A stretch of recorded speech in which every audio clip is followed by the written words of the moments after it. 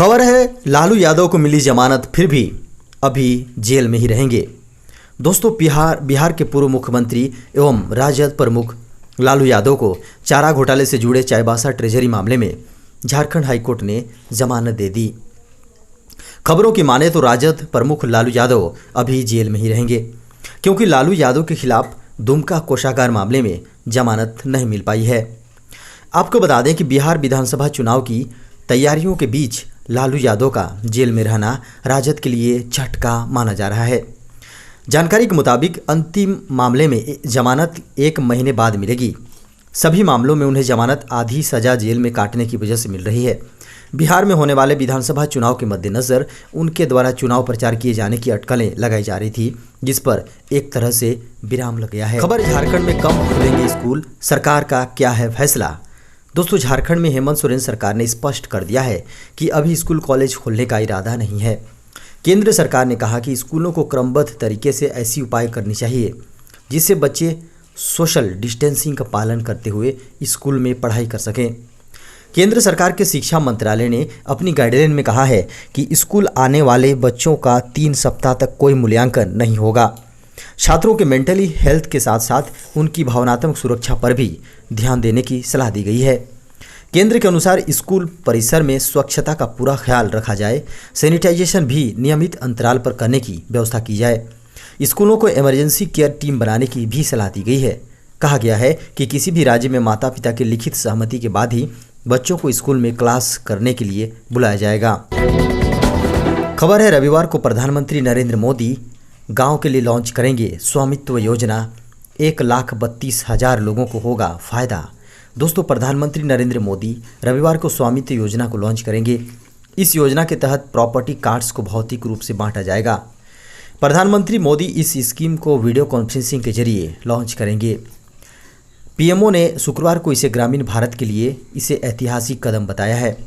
इस योजना के लॉन्च होने के बाद ग्रामीण क्षेत्र के लोग किसी भी तरह के लोन या वित्तीय लाभ लेने के लिए फाइनेंशियल एसेट के तौर पर अपनी प्रॉपर्टी का इस्तेमाल कर सकेंगे।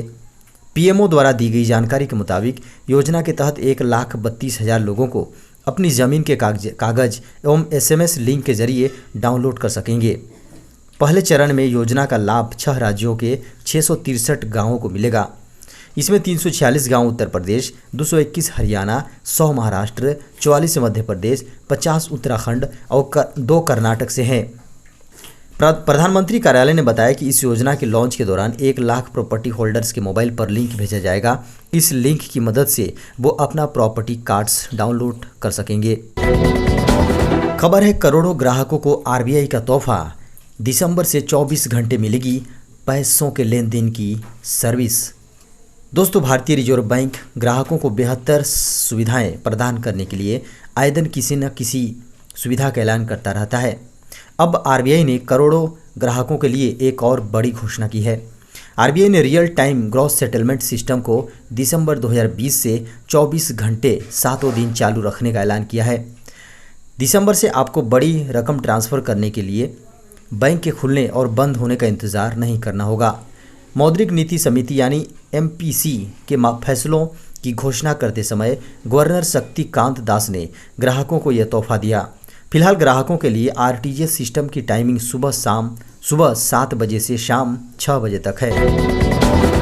खबर है, ग्रीन राशन कार्ड के जरिए गरीबों को मिलेगा 1 रुपये किलो अनाज।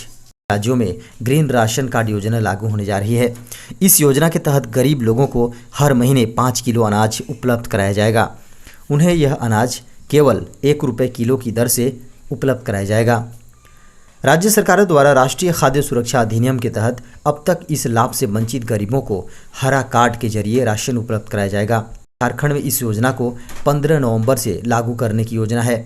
इसके लिए आवेदन की अंतिम तारीख 30 सितंबर थी, लेकिन लोगों के अनुरोध पर ऑनलाइन आवेदन की तारीख को बढ़ाकर 15 अक्टूबर किया जा चुका है।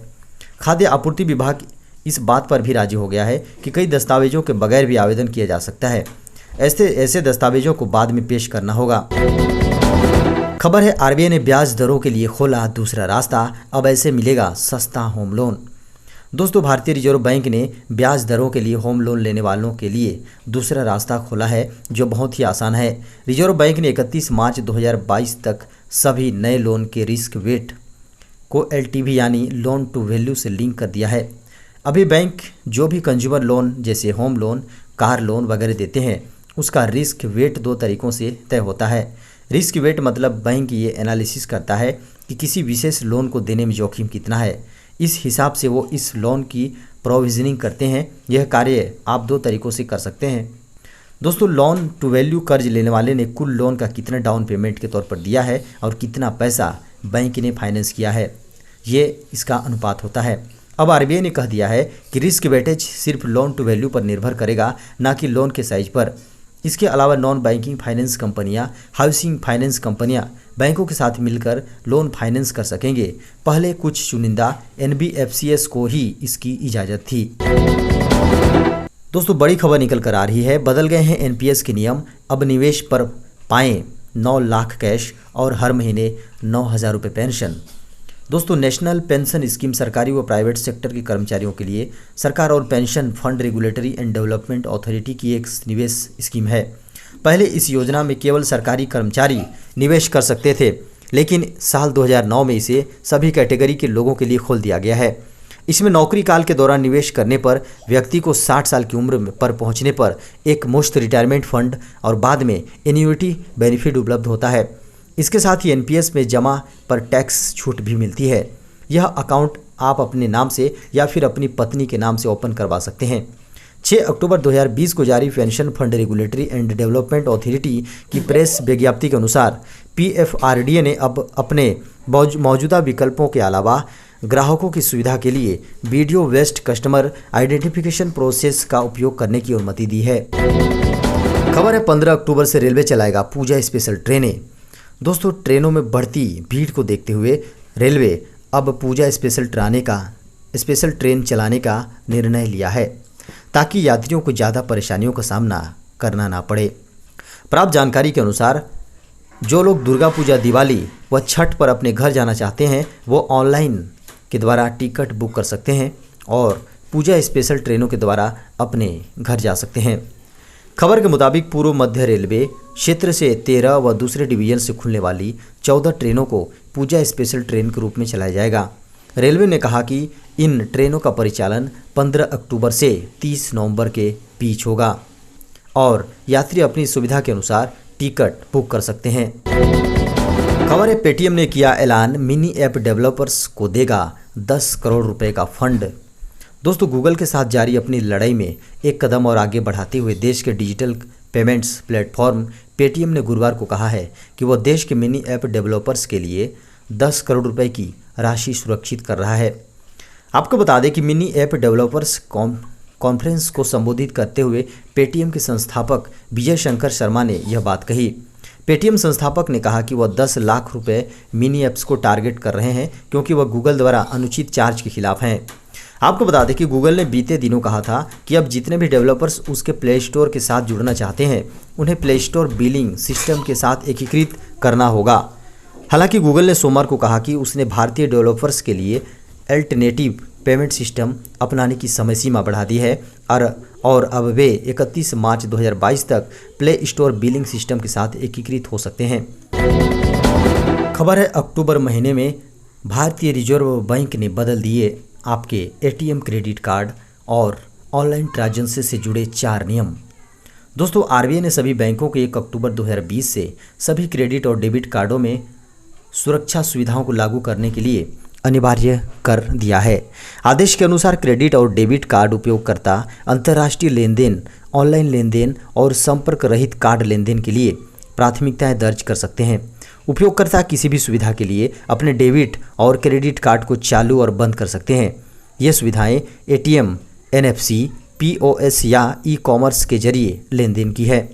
RBI का कहना है कि ऐसा करने से बैंक ग्राहक धोखाधड़ी से होने वाले नुकसान और आपके खर्च दोनों को सीमित रखता है।